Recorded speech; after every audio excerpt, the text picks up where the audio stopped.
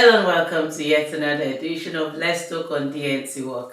My name is Olujoke Mosako, and today's topic is actually something that caught my attention, and I would want us to discuss it.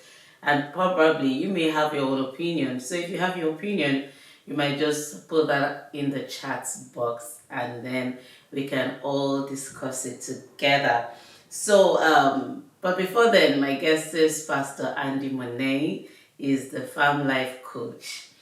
And I'm sure you've seen him one or two times on the show. So today again, we'll be looking at this topic, and I believe that it's going to bless many of you and also change our perception about some things. Well, the topic is, should mentorship have a price tag? Should mentorship have a price tag? If you have an answer for that, please drop it on the chat box. Thank you so much, Pastor, for coming on the show. I really appreciate your time. Thank you so much, Sister Olujoke. And I appreciate having me again here, again and again. All right. Now we're talking about mentorship. Should mentorship have a price tag? And or should we, maybe I should put it this way, advice, many other things like that. Should we pay for that? Let me be honest with you. The problem we have here is not about the payment, price tag, or values exchanging hand, but that of definition. I love clarity.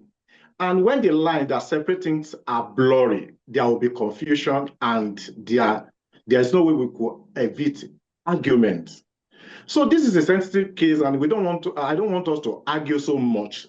And that's the more reason why I want to start by making us understand what mentorship actually means, and the fact that majority of people have actually modeled things up. Because what people call mentorship in this present days entails about three things. Number one, teaching. This is where intellectual properties is being calibrated into commercial. I mean, maybe you write books, you organize lecture, seminars, teaching. Of course, this involves time. It involves money to produce, and charging for this is fine and okay. The second thing is coaching, which I believe is when professionalism is being put into place, where advice is being calibrated by the output that it will produce. I believe you can charge for this. But true mentorship, the true mentorship, I believe, is relationship based, and it is covenanted, and such should not be commercialized. There shouldn't be a price tag towards that. So true mentorship is never a program, in my own opinion. It is a covenant relationship. You trying to model somebody, you trying to pour out you into another person. Look, just like we have, it's often said that there is no success without successor. So in a nutshell, if you get clarity about what mentorship means, most of the argument about this will never happen. So I believe charging for teaching is okay. Charging for coaching, it's very fine. But when you begin to commercialize mentorship, I hold a different opinion about this. Because I was going to, thank you very much for the definition. I was also going to ask that, okay, when we talk about mentorship, is it advice? Is it accessibility? Is it training? And you've been able to break it down in different aspects where if it's coaching, yes, it's okay to pay for it. If it's this, if it's that. But the reason I came up with this topic is the fact that, well, I'm going to tilt towards what I know, which is all the spiritual aspect, Christianity. I see that men of God will come up with, oh, you want my mentorship stuff and all of that, and the next thing you're paying for mentorship. And what I know to be mentorship is you find something you want in someone, and you feel okay, I should be able to learn, from this person, and you walk up to the person, could please sir, please ma, could you mentor me? And that's how relationship is built, and it's a long-term thing that you become guardian, a guide, or the mistakes you've made, you don't want this person to make it. And also, as children of God, they've also told us, even if you're getting a mentor, you need to prayerfully seek for one. But these days, I've seen people, men of God, I'm not trying to malign anybody, it's just what I've seen. And I'm also trying to, that they tell you, okay, my mentorship, you sign up for my mentorship class, my mentorship, and I'm like, as mentorship change, because what we used to know mentorship to be is not what I'm saying, because over time it's like you have to pay before you. So what happens when you finish the payment, and let's say it's 3 months mentorship, what happens next? Because the relationship guardianship is no longer there. Like I said at the beginning, everything boils down on the definition. And this is where I want to believe that some people toil too much on the emotions of many people. Now, if you are a spiritual father, you do everything, especially at the beginning, to make sure people come to your church. You do evangelism, you do follow up, you do plenty things. And at a point, people will have invested their emotions into following you. They see you as a go-to person. They are vulnerable towards you. They tell you if there is a kind of wound within them, they expose it to you. Now, that spiritual father, that is somebody I could call and call and call. Of course, when the ministry is expanding, the access will be reducing. I don't have any problem when you eventually have the notion of having a program that you want to charge for. But I still believe that there should be proper communication so that people won't just come in with the mindset of, oh, this is my spiritual father. Mm. They should be aware that, things are changing. I'll give you an example. There is this role model, a mentor that I have growing up, especially in the ministry. I follow him to the extent that all his books, everything, I eat this man. It got to a time when I want to prepare a sermon, I'll close my eyes. I want to imagine if this man is doing this sermon, he is a teacher. If he's doing it, how will he do it? Along the line, the ministry aspects, he was silent on it, and he brought up a leadership training. Now, I still follow him. And I saw he advertised the program, and I want to enroll for the program. I began to fill the form. I filled the form to an extent that there was a question there that, can you invest so much on training? And that's a big amount. I don't want to call it here. I said, no.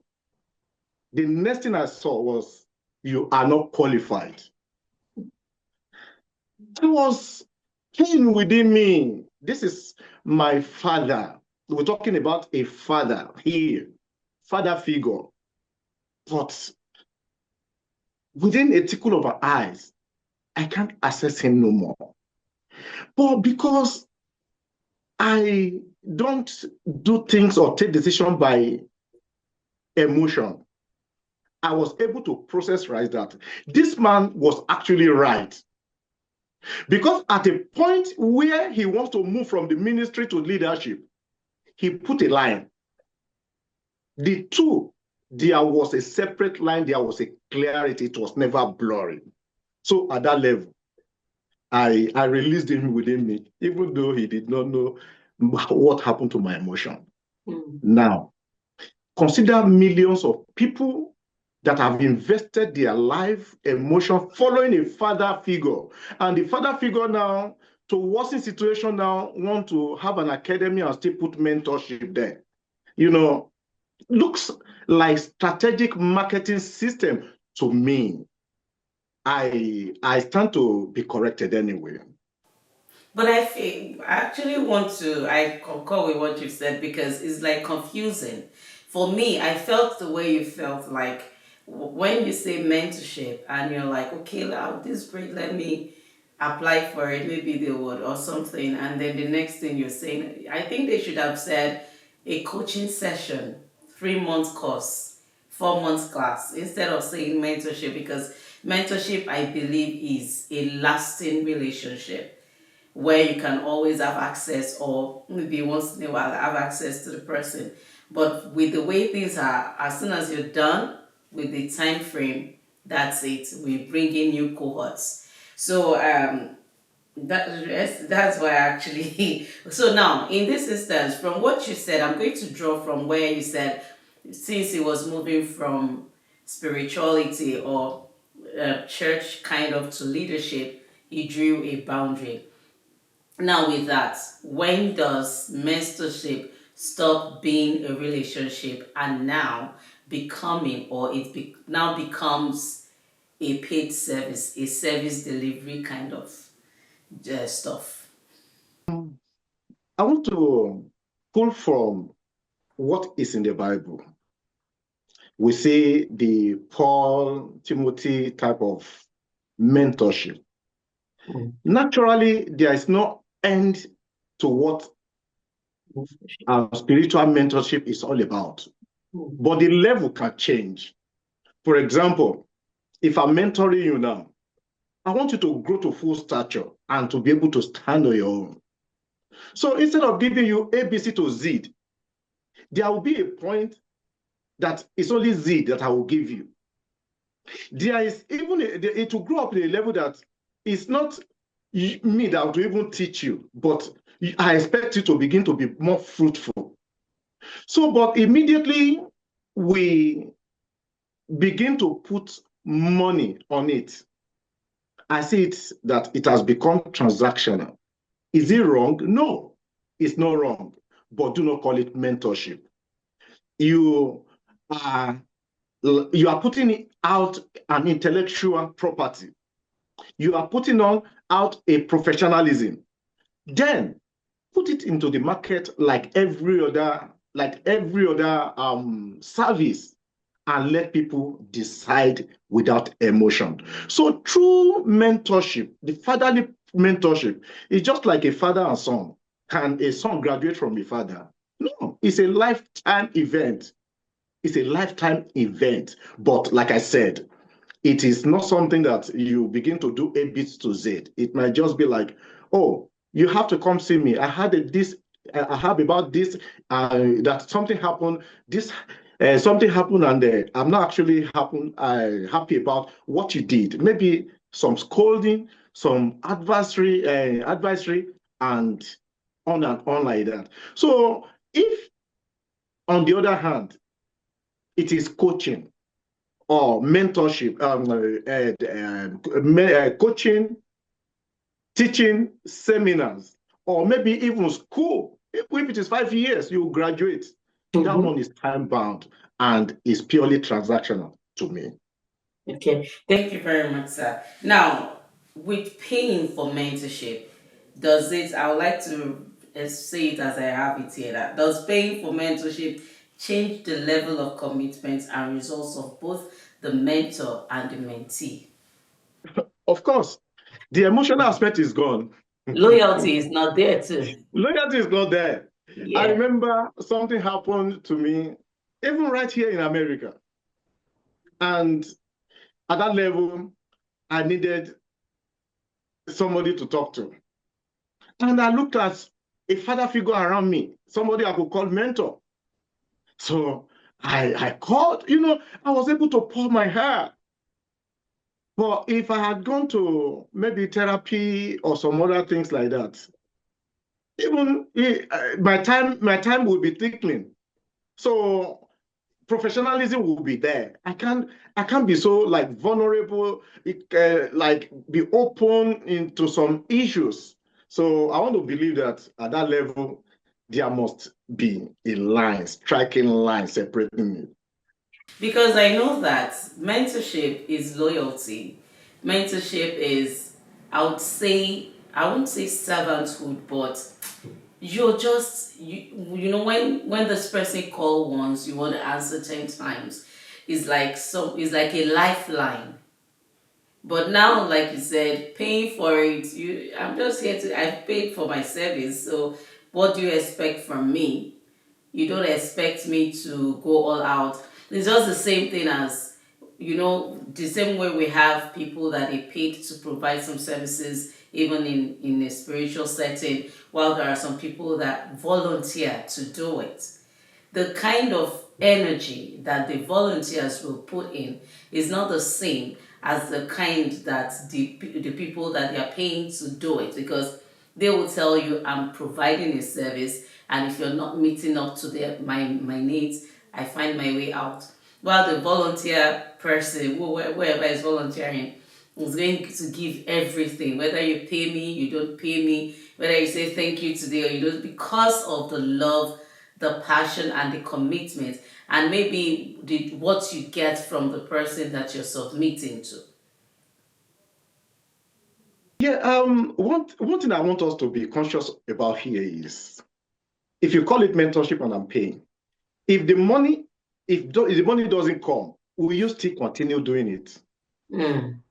Sure.